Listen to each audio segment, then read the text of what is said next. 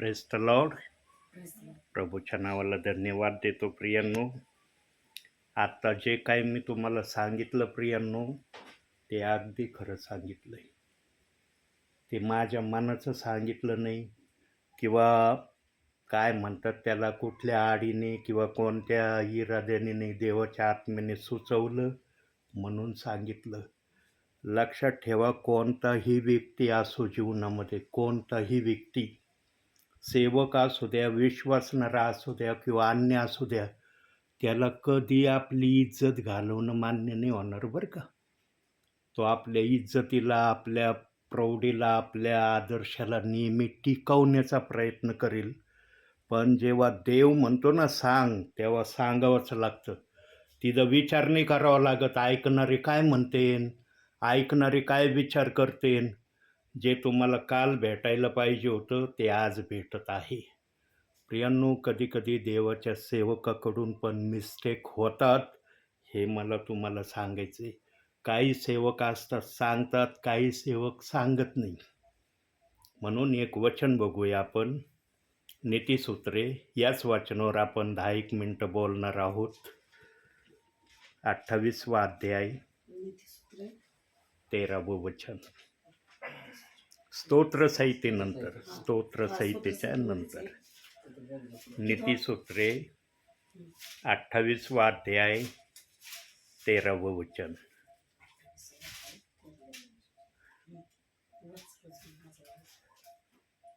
धनवान आपल्या मत्तेशाना नाही 28वा अध्याय 13वं वचन. जो आपले दोष झाकतो त्याचे बरे होत नाही, जो ते कबूल करून सोडून देतो त्याचवर दया होते. देव बाप्पाचं हे सांगणं आहे विश्वासणाऱ्याला, सेवकाला. जर मी सांगितलं की तू हे सांग, त्याला सांगावंच लागतं. त्याने का तिथं पण आडी धरली, मग देवबाप म्हणतो अरे हर गोष्टीतच आडी धरायला लागलाय, हा तर माझा ऐकण्याच्या प्रवृत्तीत दिसा ना मला. हे बघा, सेवकाला सेवक बनवण्याचा जर देवाला अधिकार आहे, तर सेवकाला सेवेतून बाहेर काढण्याचा पण देवाला अधिकार आहे. हे लक्षात ठेवा. सेवक हा नेहमी प्रभूच्या नियंत्रणामध्ये चालणारा असला पाहिजे. सेवकाने नेहमी प्रभूचं ऐकलं पाहिजे. सेवकाने कधीच आपली प्रौढी प्रभू समोर व्यक्त केली नाही पाहिजे.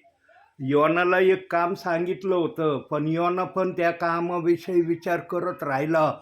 अरे जिकडं देवबाप मला जायला सांगतो, उंच धिप्पाड बलवान लोक आहेत, मी तर कमजोर एकदम साधारण व्यक्ती, त्यांच्यासमोर माझा कसा निभाव लागन, माझं काय होईल, ते लोक माझ्या जीवाचं बरं वाईट करतेन. या गोष्टीचा योनाने विचार केला, म्हणून निनवेला जाण्याऐवजी तार्शिसासला निघाला तो. प्रियांनो, देवाचा शब्द आम्ही कधीही आमच्या जीवनामध्ये टाळू नये. आम्ही जर शब्द टाळला ना देवबाप्पाचा, देवबाप त्याचं काही ना काही दाखवतो परिणाम. आणि मला पण त्याने परिणाम रात्रीतून दाखवला, अडीच पावणे 3ला दाखवला. प्रियांनो, कधी देवाने काही सांगितलं ना, कधी देवाच्या सांगण्याचा इन्कार करू नका. प्रभूला नुसतं म्हणा, होय प्रभू मी करीन. तुमच्याकडून नाही झालं ना, प्रभूला कळतं अरे नाही झालं यांच्याकडून, पण तुमची तयारी दाखवा, मी करायला तयार आहे. आणि हे जग आहे ना, जगामध्ये जो स्वतःला विलीन करण्याचा प्रयत्न करीन ना, तो देवाच्या नजरेमध्ये जास्त काळ राहणार नाही. एक वचन काढूया आपण, याकोबाचं पत्र, इब्रिकाराच्या पत्रानंतर 4था अध्याय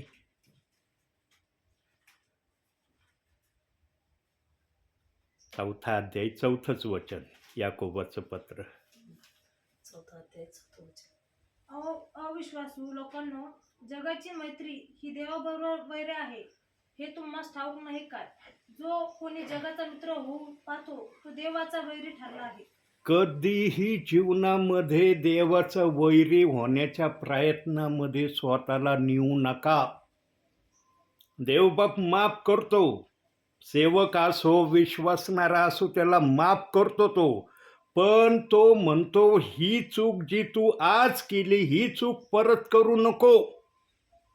म्हणून पंगू व्यक्तीला, व्यभिचारी स्त्रीला, कुष्ठरोग याला, ज्या ज्या आजारांना येशू ख्रिस्तानी बरं केलं, त्यांना फक्त एवढा आदेश दिला, आजच्या दिवसानंतर तू पाप करू नको.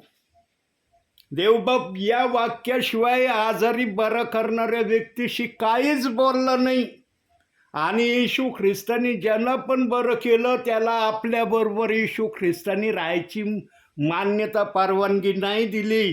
तो म्हणला, आपल्या घरी जा, आपल्या आईबापाकडे जा, आपल्या आप्तजनाकडे जा, आपल्या मोहल्ल्यात जा आणि तिथं सांग, देवाने माझ्यासाठी किती मोठे चमत्कार केले.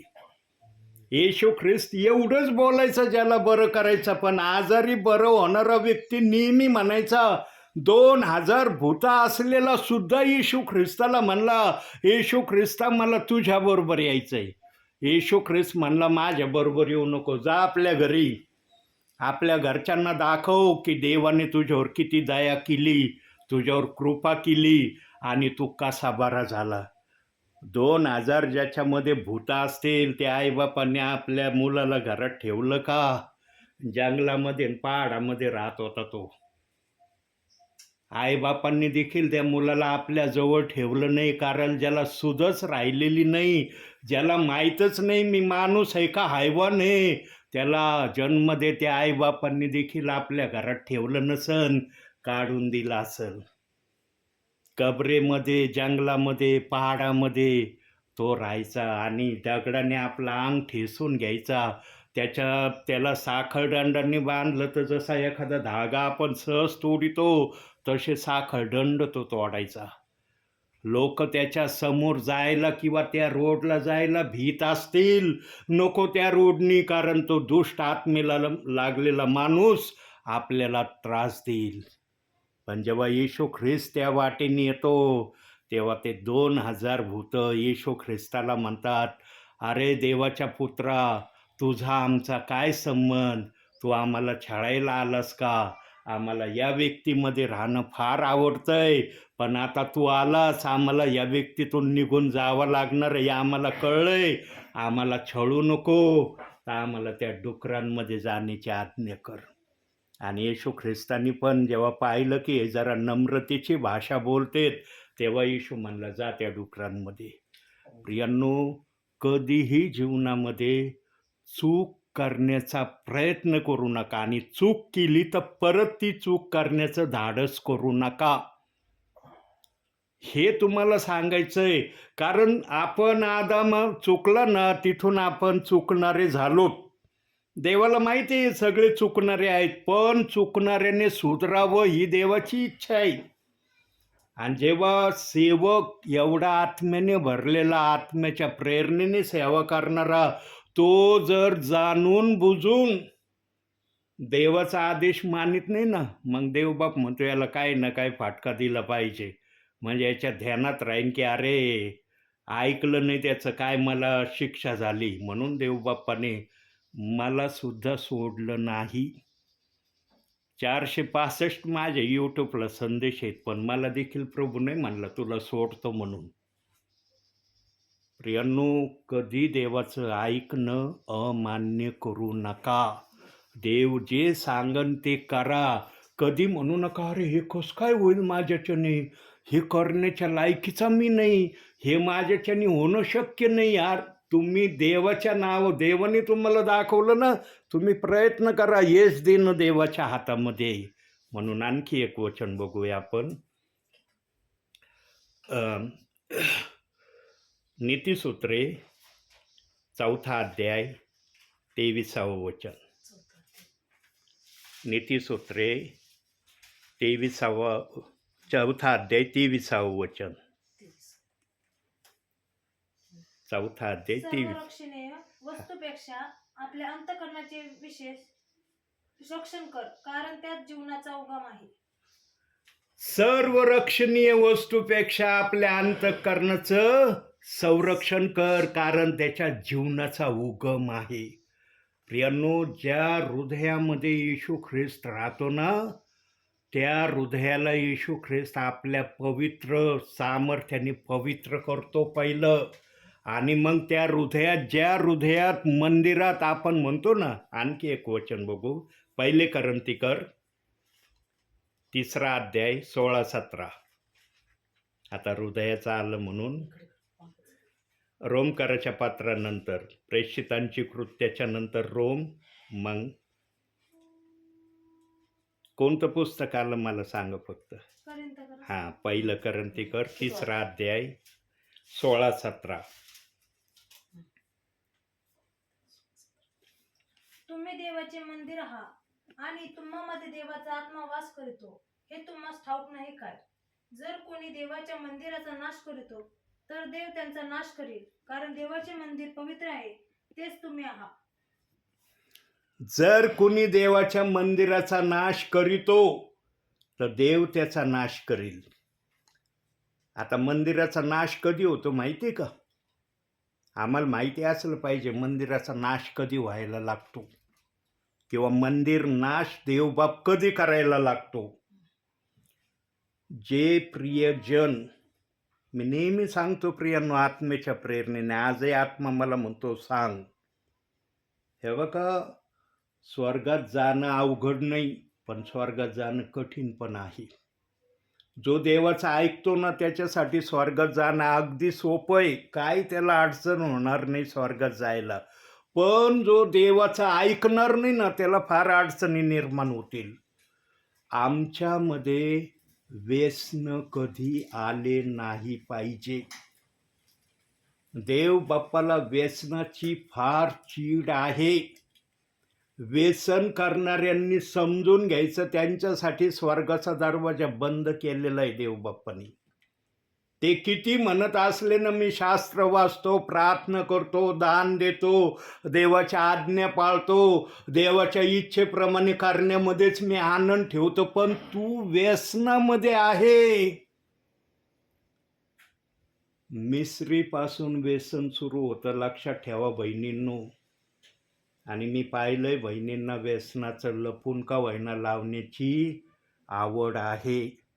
आणि अशा बहिणी माझ्या प्रत्येक देवबाप्पाने आणल्या. पण ज्या बहिणी गैरहाजरीमध्ये गपचूपरित्या मिसरीत लावत असताना हा दास तिथं प्रार्थनेला गेला आणि काळे होट बघताच मी ओळखलं हे काय करू राहिले.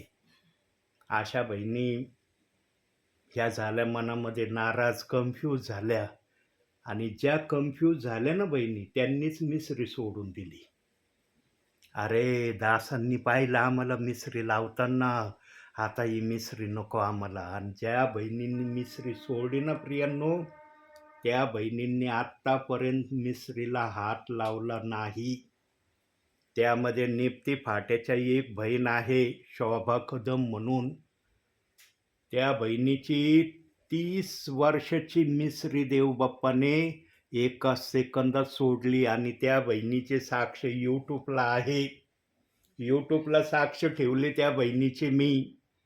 आज रात्री जेव्हा मी माझ्या मॅसेजची डायरी ओपन करन, त्याच्यामधून त्या शोभा कदम बहिणीची साक्ष, त्यांच्याच मुखाने त्यांनी साक्ष दिली, तुम्हाला मी पाठवीन. ऐका त्या बहिणीची साक्ष, की त्या बहिणीने जेव्हा मिसरी आत्म्याच्या प्रेरणेने सोडली, तेव्हापासून आता जवळपास 2 वर्ष होत आले. 2 वर्षापेक्षा अधिक काळ झालाय. मी प्रार्थनेला जातो त्या बहिणीच्या घरी. त्या मला म्हणतात, ब्रदर, मी जी मिसरी सोडली ना, आत्तापर्यंत मी मिसरीला हात लावला नाही. देवाने मला मिसरीकड जाण्याची इच्छाच होऊ दिली नाही. म्हणलं कसं काय इच्छा होईन? म्हणलं ताई तुम्हाला जाण्याची, कारण देवाच्या आत्म्याने त्या मिसरीला तुमच्यापासून घालवलंय. जो आत्मा तुमच्यातून एखादी गोष्ट घालवतो, त्याच्याकडं ती गोष्ट परत येत नाही. मी पण व्यसन करणाराच होतो. माझ्यामध्ये पण व्यसन होतं. 1994 साली एप्रिल महिन्यात माझं जे व्यसन सुटलं, आत्तापर्यंत मी त्या व्यसनाकडे गेलो नाही. देवाचा आत्मा जेव्हा व्यसन सोडायला लावतो ना प्रियांनो, तेव्हा तो विश्वासणारा कधीच त्या व्यसनाच्या आहारी जात नाही. पण विश्वासणाऱ्याच्या मनाची तयारी पाहिजे. मला हे व्यसन नको आहे. त्याने जर तयारी दाखवली तर देवाचा आत्मा म्हणतो हा तयार आहे, मी पण तयार आहे तुझी गोष्ट मान्य करायला. पण आपल्या मनाची तयारी नाही. सेवक येतात, सांगतात, मी ऐकतो, या कानाने घेतो, या कानाने सोडून देतो. प्रियांनो, इथं आम्हाला सर्व गोष्टी करण्याची मोकळीकता आहे. जेव्हा त्या दरबारात जाऊ ना, तेव्हा त्या दरबारात देवाच्या हातात सगळं काही आहे. आणि तिथं त्याच्या इच्छेप्रमाणे ज्याने पृथ्वीवर देवाच्या नावामध्ये आपलं जीवन व्यतीत केलं, काटलं, त्याला देवबाप तिथं स्वर्गात घेणार आहे. अन्यथा मग त्यांना स्वर्गाच्या बाहेर जे अंगण आहे त्या अंगणामध्ये थांबायचं आहे. पण कोणत्याही विश्वासणाऱ्याचा देवबाप नाश नाही करणार, त्याला नरकात टाकणार नाही. आता पहिले करंथीकराच्या 3ऱ्या अध्यायाच्या 16-17व्या वचनात जे म्हटलं ना देवबाप, की जो माझ्या मंदिराचा नाश करतो त्याचा मी नाश करीन, म्हणजे त्याला स्वर्गात येण्याची परवानगी नाही. नाश म्हणलं म्हणजे लगेच काही जणांना वाटतो देवबाप नरकात टाकणार आहे की काय. एक वचन अजून बघू, फिलिप्पेकराचं पत्र, त्याच्यात थोडं पुढं जायचं. फिलिप्पेकर लागन, इफिसकराच्या नंतर काढ 2रा अध्याय 11वं वचन. आणि देवपित्याच्या गौरवासाठी प्रत्येक जिभेने येशू ख्रिस्त हा प्रभू आहे असे कबूल करावे.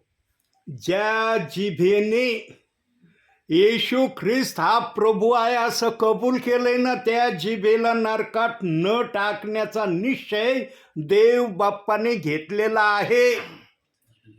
त्या बोलणाऱ्याने टेम्पररी बोललं नाही. आणि जो आमचा सर्वसमर्थ देव आहे त्यांनी पण हे टेम्पररी ऐकलं नाही की हा टेम्पररी बोलतोय, मी पण टेम्पररी मनांमध्ये ठेवतो. ज्याने हृदयाने हे वाक्य कबूल केलंय प्रभूच्या उपस्थितीमध्ये की मी तू येशू ख्रिस्त प्रभू आहे हे मान्य करतो, त्याला देवाने आपल्या राज्यात घेण्याचं ठरवलंय. त्याची नरकापासून देव बाप्पाने पूर्णपणे सुटका केलेली आहे. तो नरकाच्या बंधनातून बाहेर निघलेला आहे. त्याच्यावर नरकाची सत्ता चालणार नाही.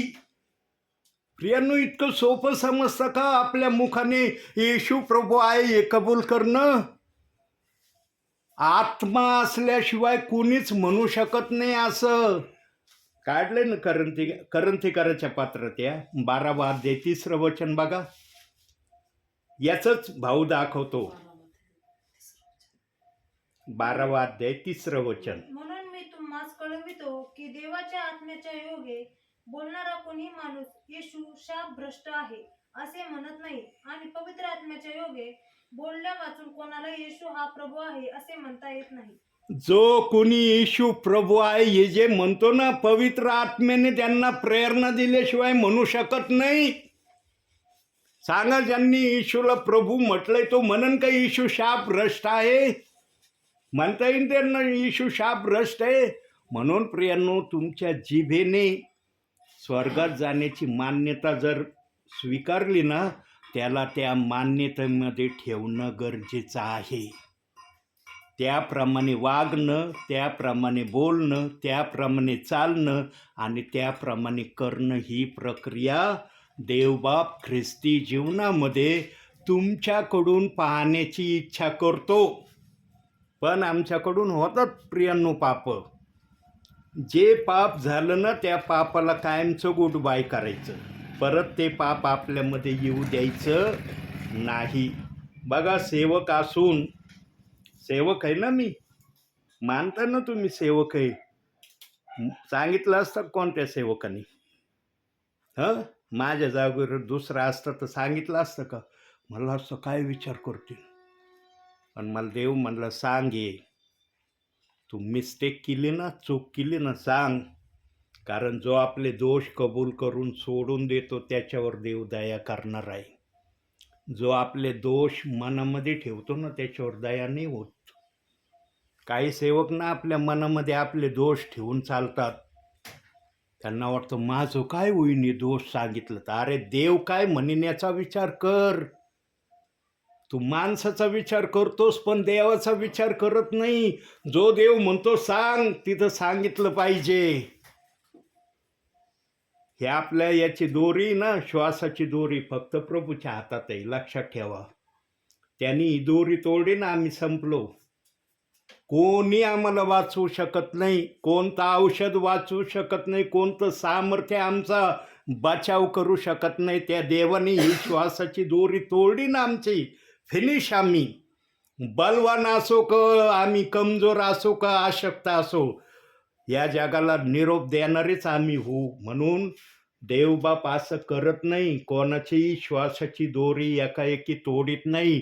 पण देवबाप ही अपेक्षा करतो की माझ्या विश्वासणाऱ्यांनी, माझ्या सेवकांनी माझं ऐकावं. प्रियांनो, या पवित्र शास्त्राच्या ना कोणत्याही शब्दाला दोष लावू नका बरं का. दोष लावू नका. आणि कुणी जर तुम्हाला आलं ना सांगायला किंवा म्हणालं की बायबलमध्ये प्रेषितांची कृत्य 2 अध्याय 38वं वचन हे आपल्यासाठी नाही, मग ते कुणासाठी आहे? कुणासाठी आहे? देवाच्या आत्म्याने ते बायबलमध्ये ठेवलंय. कोणासाठी ठेवलंय? काही जण स्पष्ट म्हणतात हे वचन आमच्यासाठी नाही, मग कुणासाठी आहे? तुमच्यासाठी नाही, मग कुणासाठी आहे वचन? जो वचनाचा विरोधी राहणार नाही, जो वचनाला दोष लावणार नाही, तोच प्रभू बरोबर स्वर्गामध्ये राज्य करीन आणि त्याला जीवनाचा मुकुट देवबाप त्याच्या डोक्यामध्ये घालील. इतकं सोपं समजू नका. वचनाला दोष न लावणं, जो दोष नाही लावणार त्यांनाच मुकुट दिला जाणार आहे. म्हणून पाऊल आपल्या पात्रामध्ये म्हणतो की जो जीवनी मुकुट मला मिळणार आहे तोच मुकुट जे माझ्यासारखे प्रभूमध्ये ज्यांनी आपलं आयुष्यक्रमण व्यतीत केलं, घालवलं, त्यांना पण हा जीवनी मुकुट दिला जाईल. नको आहे का जीवनी मुकुट तुम्हाला? म्हणून वचनाला दोष लावण्याच्या प्रक्रियेमध्ये जाऊ नका प्रियांनो. जे जात आहेत ना त्यांना माहिती नाही की याचा परिणाम काय होणार आहे. आज फार मजा लागत आहे त्यांना. अरे या वचनाची सेवा करणारा आला ना त्याला इकड्या तिकड्या काहीतरी गोष्टी बोलून उडवाउडवी करून आम्ही त्या सेवकाला काढतं करतो. सेवकाला तुम्ही काढतं नाही करत, प्रभूला काढतं करता. कारण सेवक कोणाच्या नावाने आलाय तुमच्याकडं? त्याला काय गरज आहे तुमच्याकडे यायची? आहे का त्याला काही गरज? त्याला काय आपलं घर नाही का? त्याला जर वाटलं प्रार्थना करायची तो आपल्या घरात नाही करू शकत का प्रार्थना? देवाचा आत्मा सांगतो तेव्हा सेवक येतो. पण काही विश्वासणारे इतके निडर झालेत ना, ज्यांच्या हृदयातून भय कमी झालंय ना प्रियांनो विश्वासणाऱ्यांच्या, त्यांना सेवकाचं काहीच वाटत नाही. आला काय आणि गेला काय त्यांना काही फरक नाही पडत. आणि काही जण बोलतात पण आम्हाला काही नाही वाटत हो, सेवक आले काय आणि गेले काय. चांगली गोष्ट आहे. सेवक आले काय आणि गेले काय काही वाटत नाही ना. वरती गेल्यावर देवबाप आठवण करून देईन की माझा सेवक कोणाच्या नावाने येत होता, त्याला मी स्वतः पाठवित होतो. तुम्ही फार आशीर्वादित प्रियजन आहात प्रियांनो. हे बघा इथलं वास्तव्यात तुम्ही कसे आहात याला महत्त्व नाही, वरचं वास्तव्य तुमच्यासाठी फार सुंदर देवबाप्पाने बनवलंय. सोन्याचं घर असेल कदाचित तुमचं, सोन्याचा रस्ता आहे म्हणल्यावर मग आमचे घरं पण सोन्याचेच असतील ना. देवाने सोन्याचा रस्ता जर बनवलाय आणि त्या रस्त्यावर जर आम्ही चालणार आहेत, प्रगटीकरण 21 देवाचा त्याच्यामध्ये दिलंय की आम्ही सोन्याच्या रस्ते पाहिलेत. त्याच्यात दिलंय, वाचतो अध्याय तुम्ही. देवाने जर सोन्याचा रस्ता बनवलाय स्वर्गामध्ये तर मग आमचं घर कसं असन? आमचं घर काय विटा मातीचं असन का? विटा मातीने बनवलं असन. सोन्याचे, हिऱ्या मोतीचे, कशाचे भूषणाने आभूषणाने आमचे घर देवबाप्पाने सुसज्ज केले असतील. योहान 14वा अध्याय शेवटचं वचन आता. योहानकृत शुभवर्तमान 14वा अध्याय. मत्ते, मार्क, लूक, योहान 14वा अध्याय काढा. 2-3 वचन वाचा. 2च वचन वाचा. हे वचन शेवटचे आपले. 14वा अध्याय. 2-3 वचन. माझ्या पित्याच्या घरात राहण्याच्या जागा पुष्कळ आहेत. नसत्या तर मी तुम्हाला तसे सांगितले असते.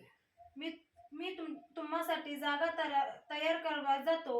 आणि मी जाऊन तुम्हासाठी जागा तयार केली म्हणजे पुन्हा येऊन तुम्हाला आपल्या जवळ घेईल, ह्यासाठी की जिथे मी आहे तिथे तुम्ही असावे. देव बाप आमच्या शिवाय एकटं राहायला मागत नाही प्रियांनो. त्याला इतकी ओढ लागली ना पृथ्वीवरच्या प्रियजनांना आपल्या जवळ घेण्याची. त्याच्या मनाला वाटतंय कधी मी पृथ्वीकडे जाईन आणि माझ्या विश्वासणाऱ्यांना, माझ्या सेवकांना कधी मी माझ्या जवळ घेईन. त्यांनी घरं तयार केलीत आमच्यासाठी.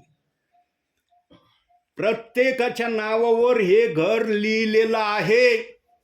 पण हे घर जसं नावावर लिहिलेलं आहे तसं आम्ही पृथ्वीवर प्रभूच्या नावामध्ये जीवन व्यतीत करणं गरजेचं आहे. देवाला फक्त पाप आवडत नाही. देव बाप पापाच्या विरोधामध्ये आहे. मग ते पाप खोटं बोलण्याचा असू द्या किंवा देवाचा शब्द न ऐकण्याचा असू द्या, ते पाप आहे देवाच्या नजरेत. जो कुणी म्हणून मत्ते 24:13 मध्ये सांगितलंय, जो शेवटपर्यंत टिकेल तोच तरेल. आम्हाला शेवटपर्यंत प्रभूच्या नावाने टिकायचंय प्रियांनो. आणि ते पण असं टिकायचंय की मी वचनाला दोष न लावणाऱ्या प्रक्रियेने टिकायचंय. काही जण देवाच्या वचनाला दोष लावून प्रभूमध्ये टिकण्याचा प्रयत्न करतात. प्रभू त्यांना टिकणारं म्हणणार नाही. देवाच्या सामर्थ्यशाली वचनाला तुम्ही दोष लावता.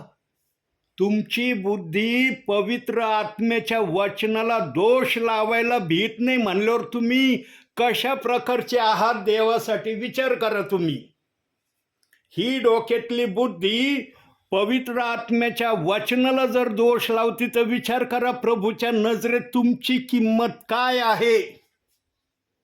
पण तुम्ही आजही पृथ्वीवर प्रभू आला की मी चाललो स्वर्गात, कस काय जाणं होईल. देव विचारणार नाही का तू वचनाला दोष का लावित होता. तुला दोष लावण्याचा अधिकार कुणी दिला होता. माझा पवित्र आत्मा वचनातून बोलला होता का वचनाला दोष लाव. तू माणसाच्या सांगणीने दोष लावला. पण माझा सेवक पृथ्वीवर मी पाठवित होतो तुझ्याकडं. तो आत्म्याने सांगत होता की वचनाला दोष लावू नका. वचनाला दोष लावणं योग्य नाही. देवाला दोष लावणारं विश्वासणारा सेवक आवडत नाही. सांगत होता माझा दास. जो आत्म्याचा दास असतो ना तो निडरतेने बोलणारा असतो. पेंटिकॉस्टच्या दिवशी पेत्राने पण निडरतेने संदेश दिला, घाबरला नाही तो. मोठमोठे रती महारथी त्या समयात असतील त्याच्या समोर उभे, नाही घाबरला त्यांना. तो बिनधास्त बोलला. पवित्र आत्मा जे बोल म्हणलं लगेच बोलला.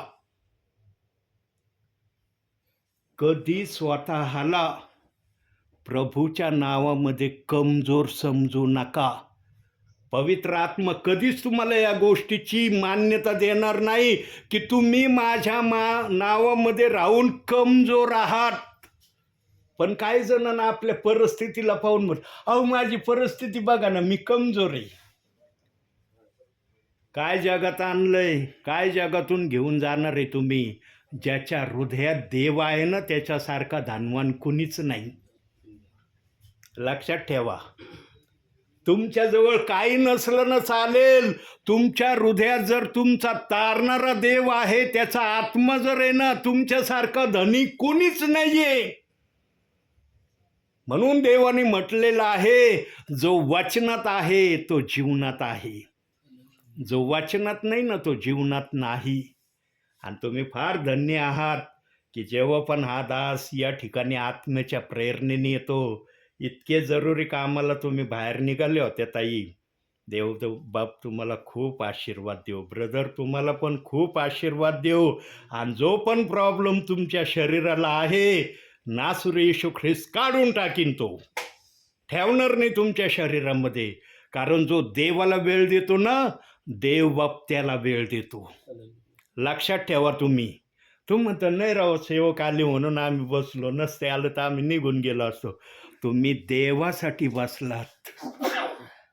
देवाच्या आत्म्याने तुम्हाला सांगितलं माझा दास दुरून आलाय, माझ्या दासाचं 2 शब्द ऐका आणि तुम्ही ऐकत आहात.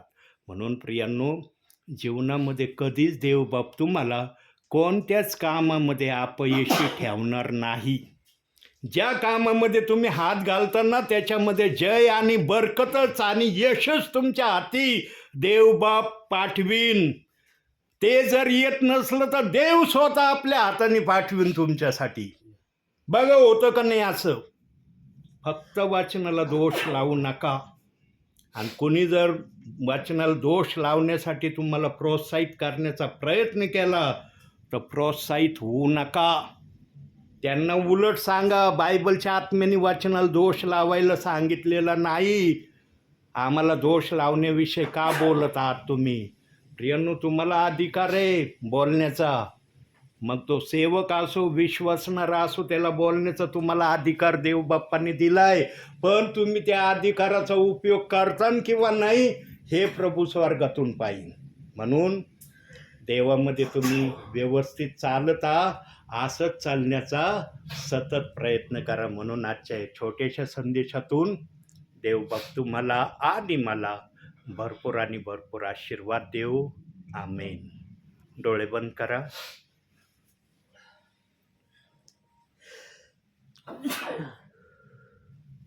3 ते 4 सेकंद आपण शांत राहू प्रियांनो.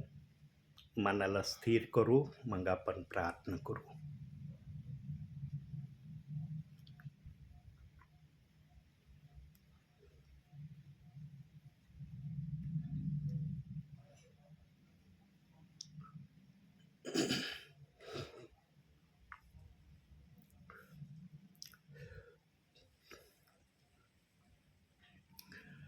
बुलाए चुने हुए हर विश्वासियों के नाम, जय पाना ही है वचन का है आह्वान. बुलाए चुने हुए हर विश्वासियों के नाम, जय पाना ही है वचन का है आह्वान. जब तक सांस रहे करे न हम विश्राम. जब तक सांस रहे करे न हम विश्राम. राजाओं का राजा है, प्रभुओं का प्रभु है.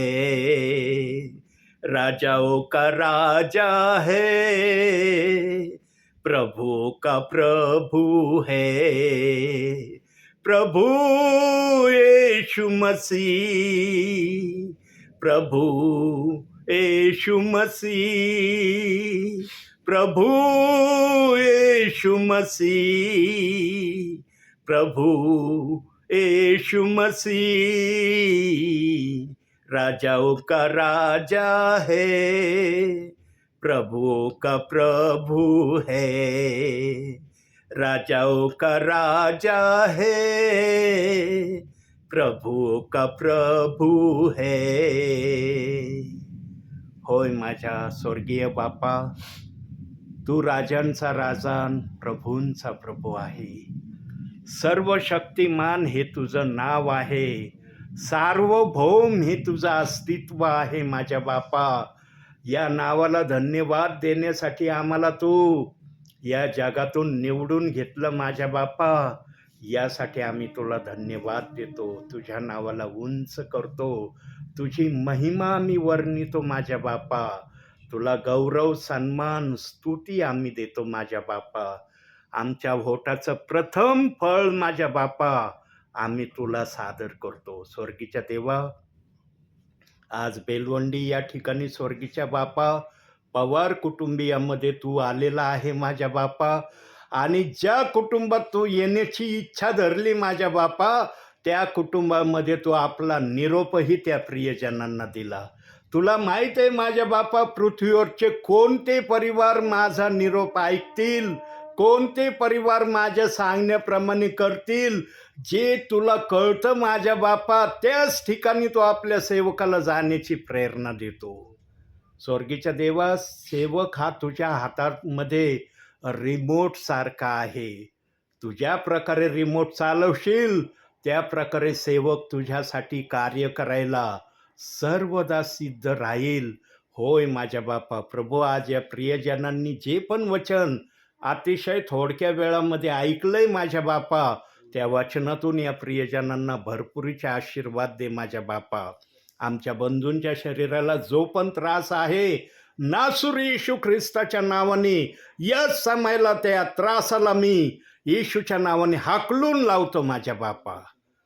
दव्याने आणि तुझ्या सामर्थ्याने पूर्णपणे आमच्या बंधूंना तो आरोग्याच्या अधीन कर माझ्या बापा. त्यांच्या परिवाराला आशीर्वाद दे माझ्या बापा. ज्या दुसऱ्या ताई बसल्या त्यांच्याही परिवाराला आशीर्वाद दे माझ्या बापा. इकडं जे बंधू बसले त्यांच्याही परिवाराला तो आशीर्वाद दे माझ्या बापा. आज 3 परिवार या ठिकाणी प्रभू तुझ्या नावामध्ये तू पाहत आहेस माझ्या बापा. या तिन्ही परिवारांना ओतप्रोत आशीर्वादाने तू भर माझ्या बापा, अशी मी तुला प्रार्थना करतो. या परिवारांच्या द्वारे तू आणि तू उंचावला गौरवीला जा माझ्या बापा, अशी मी तुला विनंती करतो. स्वर्गीच्या देवा, ज्या घरात तू आलेला आहे ते घर तुला दिसत आहे माझ्या बापा. तुझे नेत्र आत्म्याचे चक्षु पाहत आहेत आमच्या बहिणीचं घर माझ्या बापा. या घरामध्ये तुझ्या उपस्थितीशिवाय मोठा आशीर्वाद काय आमच्या बहिणीसाठी आहे माझ्या बापा. या घरामध्ये तू येतो माझ्या बापा, सर्व समर्थ देव, स्वर्गाचा देव, जो सिंहासनावर विराजमान होणारा देव या परिवारात येतो भेटायला आमच्या बहिणीला.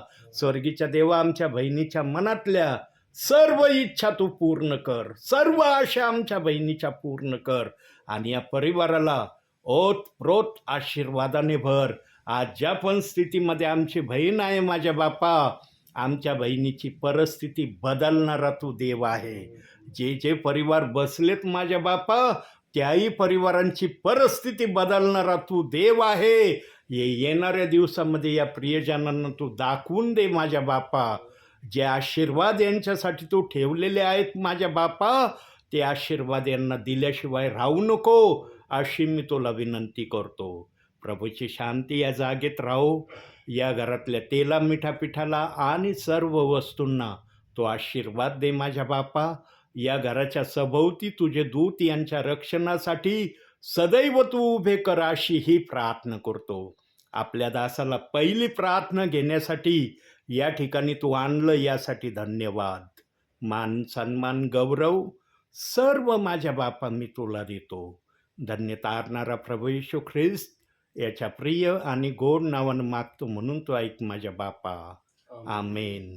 हे आमच्या स्वर्गातील बापा, तुझे नाव पवित्र मानावे, तुझे राज्य येऊ, जसे स्वर्गात तसे पृथ्वीवरही.